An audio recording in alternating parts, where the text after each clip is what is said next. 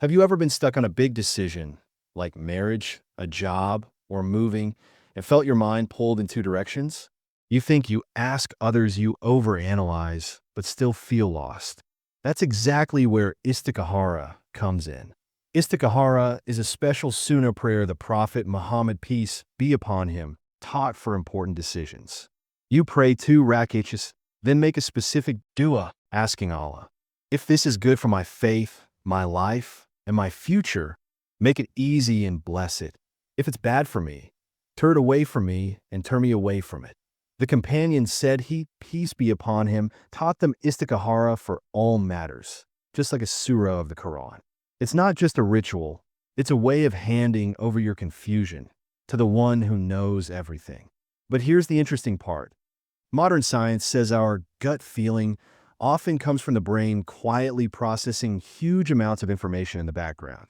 When we calm down, reflect, and surrender, that inner signal becomes clearer. Istikhara does exactly that. It settles the heart, reduces noise, and aligns your mind, intuition, and trust in Allah into one direction. Intuition often feels like a spidey sense, a quiet signal inside us that says, this feels right or something is off.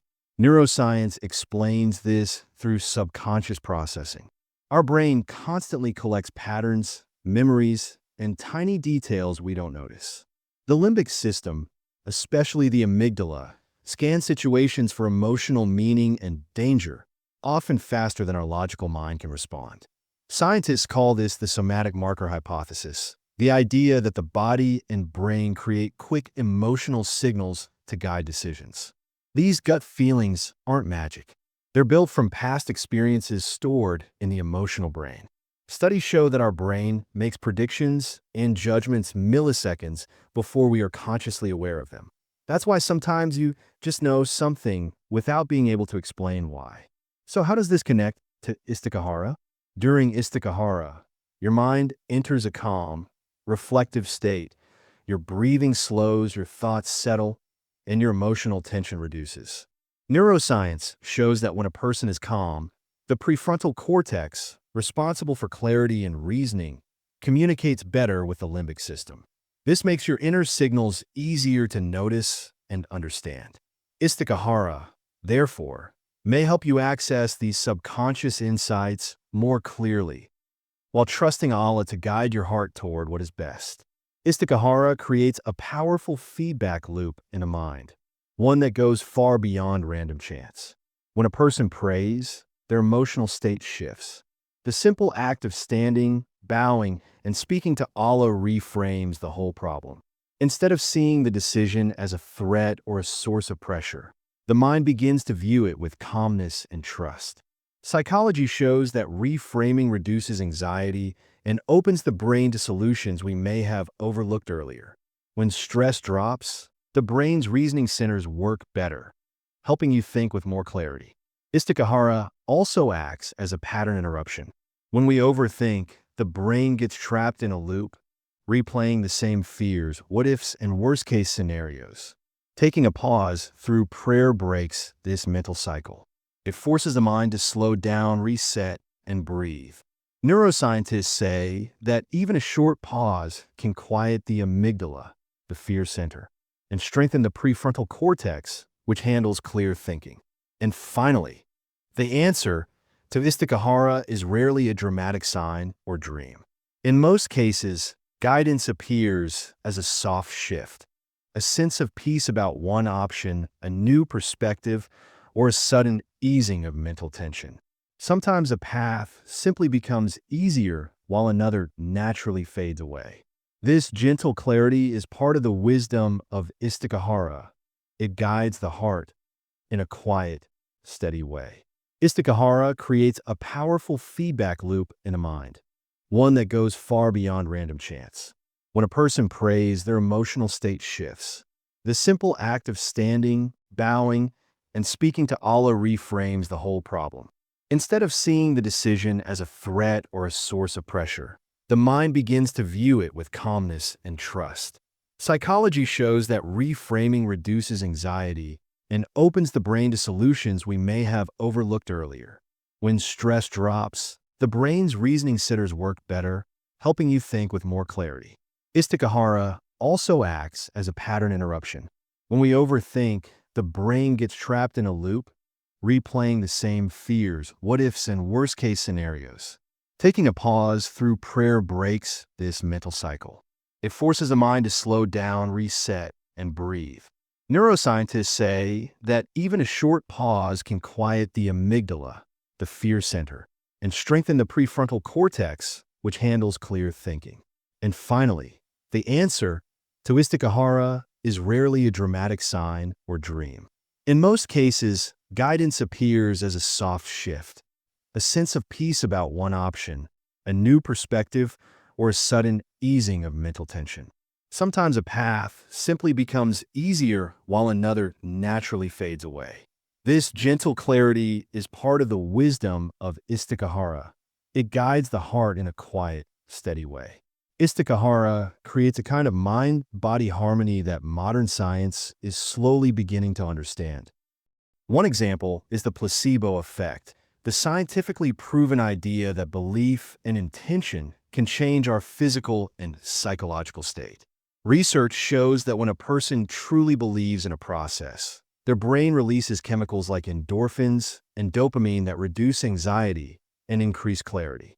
In the same way, entering Istikhara with trust in Allah brings emotional calmness and a sense of safety, which directly affects how confidently you approach a decision. The Prophet Muhammad, peace be upon him, encouraged this mindset of reliance, Tawakkul, saying, "If you rely on Allah as you should, He will provide for you."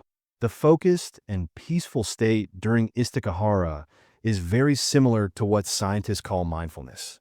Studies from Harvard and Stanford show that even a few minutes of mindful focus can slow down racing thoughts, improve emotional regulation, and strengthen the prefrontal cortex, the part of the brain responsible for clear thinking. Prayer naturally creates this focus. You disconnect from noise, breathe deeply, and center your attention.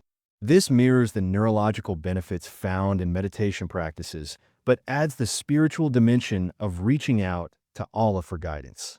When you combine both, the spiritual power of Istikhara and the cognitive science behind calm, focused decision-making, you get a more complete way of handling life's challenges. Islam has always encouraged this holistic approach. The Prophet told us to think, consult people, and then pray Istikhara. Modern science simply shows why this method works so well. It balances the mind, aligns the heart, reduces anxiety, and guides you toward wiser, healthier decisions. Istikhara, where spiritual guidance meets the science of the mind. When the Prophet, peace be upon him, taught Istikhara with such care, like a surah of the Quran, Sahih Bukhari, Hadith 1166, it shows that this practice was never meant to be rare. It was meant to become a decision-making system. Today, cognitive science says that when people use the same structured method for choices, they reduce decision fatigue and increase clarity. Islam gave us that system 1,400 years ago. The Sunnah also teaches that after Istikhara, you trust Allah and let go. This mindset of surrender is not just spiritual, is deeply healing. Modern research shows that trust reduces cortisol levels, quiets the amygdala, the fear center, and helps the brain enter a calmer, more logical state. So Tawakkul is not just faith. It is a psychological tool that frees the mind from panic-driven choices. And when the Prophet, peace be upon him, said, "Consult your heart, even if people give you advice."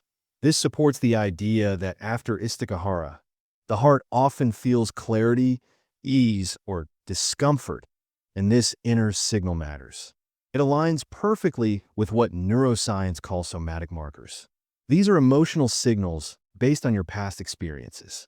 They guide your intuition, especially when your mind is calm. After Istikhara, many people feel a slight ease toward one option. Science explains that as intuition. Islam explains it as Allah guiding the heart. Even the emphasis on dua, the essence of worship, Jamie Tirmidhi, Hadith 3371. Istikhara is itself a dua, showing that seeking divine guidance is a core act of worship. Fits modern findings. Prayer-like states increase mindfulness, strengthen the prefrontal cortex, and help you step outside emotional chaos. When your brain and heart are aligned in this way, your decisions become clearer and wiser. So Istikhara is not one-dimensional. It's spiritual alignment, emotional healing, and mental clarity working together. It allows the believer to rely on Allah while also accessing the best version of their own inner compass, a harmony that both faith and science confirm. In the end, Istikhara reminds us that the best decisions come from a heart that is calm, sincere, and connected with both faith and clarity. Modern science now echoes the same truth. Reflection, intention, and mindful pause activate the very parts of the brain that sharpen wisdom. When you align your inner compass with both spiritual guidance and psychological insight, your choices naturally become more grounded and purposeful. If this helped you see Istikhara in a new light, like, share, and subscribe so we can keep exploring how faith and science come together to elevate your life.